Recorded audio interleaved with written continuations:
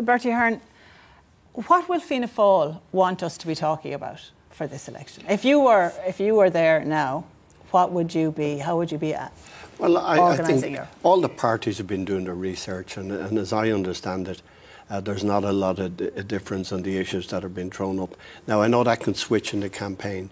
Housing, I'd be amazed if it's not number one as we go through the campaign. But immigration. Wouldn't that be good for Sinn Féin then? It will. I mean, in fairness to Sinn Féin, I'd say this for Sinn Féin, I think they've got a lot of hits over the last year or so, but at least they've gone out and they've put forward policies and they've prepared policy documents, and I think they have to get credit for that. I mean, they put their issues forward.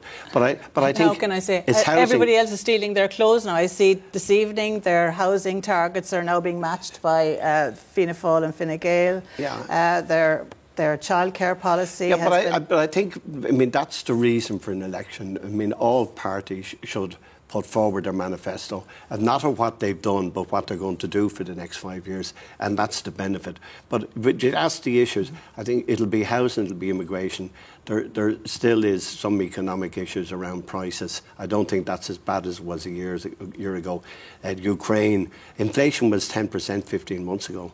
Now it's down under 2. Should we be worried about the level of auction politics we're already beginning to see, and the campaign hasn't even properly started? Yeah, well, listen, there's always a certain amount of that. I think what people should be concerned about is, can we pay for the auction politics? Well, exactly. That's the issue. I don't believe that. Listen, the economy is unbelievable at the moment. It's almost 5%. But next year already, on the Minister's budget statement, he was saying next year it's 2.75%. So already that projection is there. So the auction politics. I've described this election, money can't buy you love, but we're going to find out in the next 3 weeks if it can buy you government and votes. And there is no doubt we had the Celtic Tiger before. We're in the middle of a tech tiger, which is 30 billion of revenue, which has been just totally unpredictable. It won't last forever. If there's no data centres, there's no generative AI, in 10 years' time, that this is a particular point in time. But this lady is right. They are throwing the kitchen sink at it. The Christmas, the energy credits, the child benefit, no question. Could that work against them, given the issues around government waste? I think the hidden issue will be, Pierce Doherty had a line, you're a crowd of wasters. The Hut, the Bike Gate, the National Children's Hospital. I think that will, because, Minister of Education, I'm spending 12 billion. Well, throwing money at the problem mightn't be an entire solution. So I think that is the Achilles heel of this government. Kathleen, there's no mystery as to where Sinn Féin will want to be fighting this. Yeah, we want to fight it on the issues that are very important to people. Housing, as we know, is probably the number one issue. But there is other very important issues too. I think the issue of disability, particularly children for awaiting assessments, carers, that really do feel very much locked out of all political discussions. So I think it's really, really important that we are speaking to people on those issues, that we have committed to abolishing the means test, for example, in relation to carers allowance. But all of the issues that people spoke about, it was actually really refreshing to hear, because they are actually the issues that are coming up on the doors. I totally agree in relation to the lady talking about the climate change. That is one of the most serious issues, and particularly the constituency, my former constituency as a TD, but now Ireland South is obviously 10 counties. There's huge rural areas, and people cannot access the various grants and the various schemes that they need, and that really affects a lot of the older generation who are really living in fuel poverty. So much of this, we could be actually doing so much more to help people, not just help them with their bills, but actually making the right moves that we need to be making for the climate. The Greens. Yes. So the Greens go into this election with 12 TDs. They lost their 2 MEPs. I think 4 would be a good outcome for them. They have no safe seat. In Roderick O'Gorman's constituency and Catherine Martin, there is actually an extra seat, so they could drop a bit, but I would be very fearful. This is historically the case. The tide comes in for the Greens, it goes out, but there are 23 EU directives on sustainability, and the Green Deal won't change irrespective of who's in government. OK, well, we will be talking about the Greens now, because, as I say, we've been talking about the 3 big beasts of this election. But of course, there can be no government without at least one of them. But they won't be able to do it without the support of one or more of the smaller parties.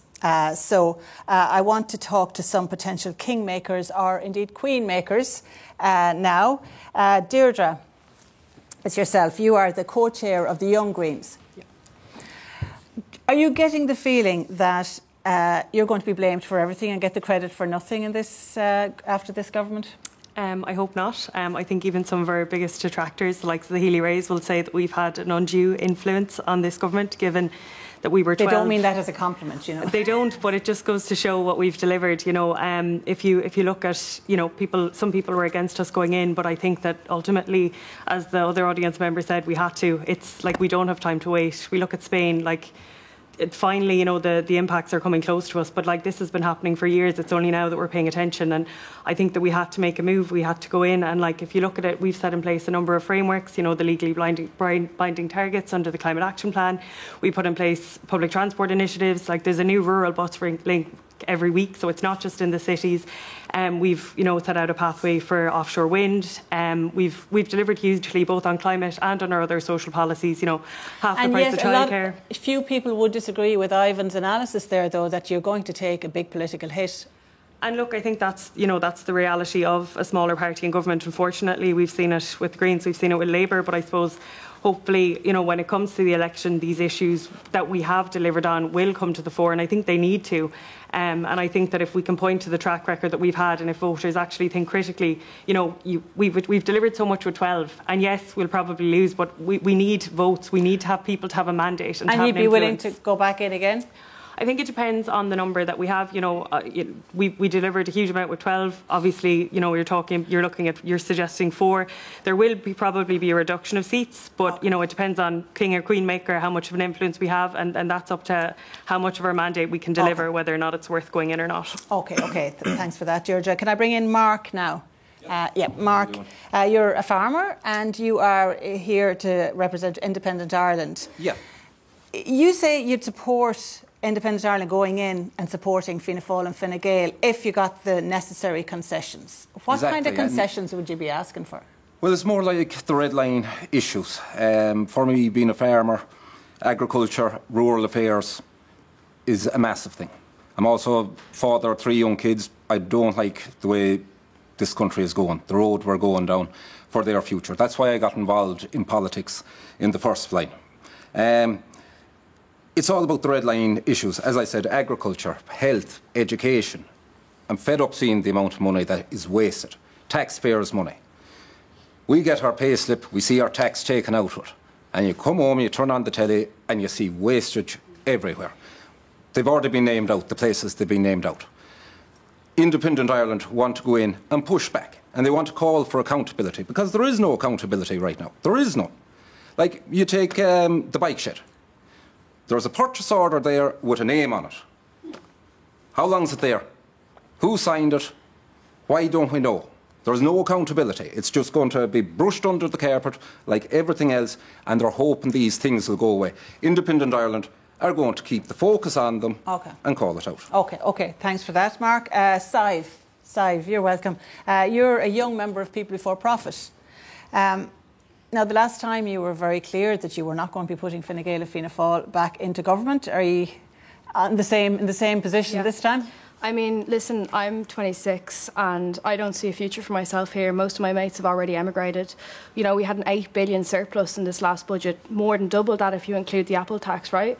And you've got over 4,000 kids in emergency accommodation. Those are real lives, real people. It seems that this government cares more about vulture funds and big developers than they do about working class children. At the end of the day, these problems are solvable. They're not the fault of migrants. They're not the fault of people on the dole. They're not the fault of the scapegoat of the hour. They're the fault of Fine Gael, Fianna Fáil and the parties who've supported them in their endeavours, right? And at the end of the day, if we don't say no more, we're going to keep having it. So that's why People Before Profit has written to all the other opposition parties and said, we need to call this out. We need to not go into coalition. We need to build a future that doesn't include Fine Gael and Fianna Fáil. We can't solve the housing crisis with the people who've created it.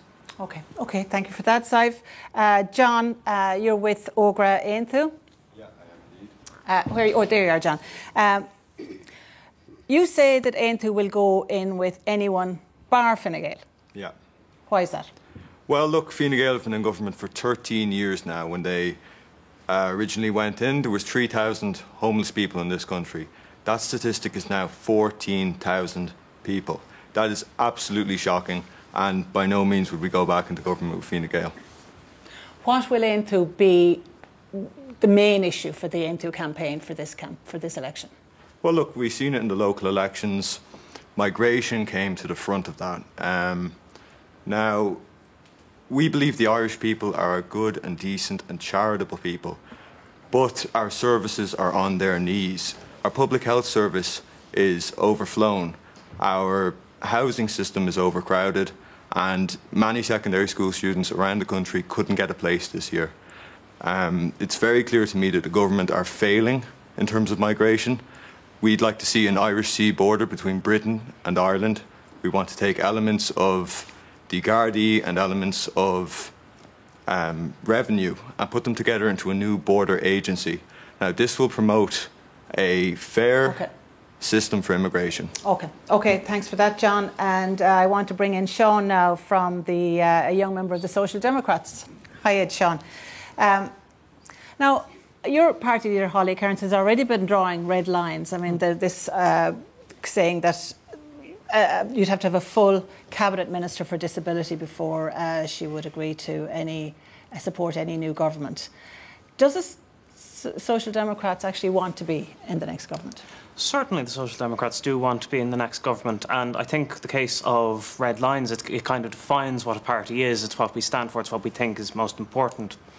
And I don't think that proposing such a thing is a particularly unheard of idea. I think it's a quite reasonable idea. And so it's just what ministry would be shifted aside then? Because obviously there's a constitutional limit on the number of ministers. Well, it isn't. Obviously, you have departments will get lumped together at times, so it'll be the case that they'd just be lumped in with that something else would be lumped together or whatever. But what's important is that we make sure that we deliver for people, because there are a lot of people in this country today that are, I suppose, they aren't seen by the state, they aren't properly represented, they don't have a proper voice at the table, and Social Democrats, we really want to make sure that everyone's included and that we can have a just and fair republic for everyone. Okay, thanks for that, Sean. And beside you there, Conal, finally, you're with Labour Youth, all the way down to us from Donegal. I mean, listening to what Sean was saying there, I'm sure Labour will agree with every word of that, and people will be looking at the two of you and thinking, when you think about what the Social Democrats are polling at, what Labour are polling at, you could be quite the force to be reckoned with if you got together. Well, absolutely. I mean, that's the question that's been asked now for 9 years, really, isn't it? What's the difference? But Ivana Bacik, our leader, has made it very clear. After the election, she wants to consult with the Green Party, with other parties of the left and the centre-left, to go into a government negotiation on a common platform of the left. That would allow each party to stand on their own, on the basis of their own values, secure their own mandate, and then come together under a common interest, strengthen numbers. As we would say in the trade union movement, Katie, united we bargain, divided we beg. And people might say it's a bit contradictory, why haven't we come together already before? But at the end of the day now, after this election, if there are 12 seats for Labour, Ivan, or 12 for the Social Democrats, or 4 or 6 or whatever for the Green Party, that critical mass can do a lot for government. It could deliver a really, really progressive programme for government. So we're looking beyond the election now. We're looking at, well, what are the values that we stand for in Labour? Climate care, work, housing, solidarity, equality, fairness, and building an Ireland that works for all. And after that election then, we'll be able to come together, we'll be able to look at the arithmetic of it all, reach out to other parties and see what common interests we have going into a negotiation.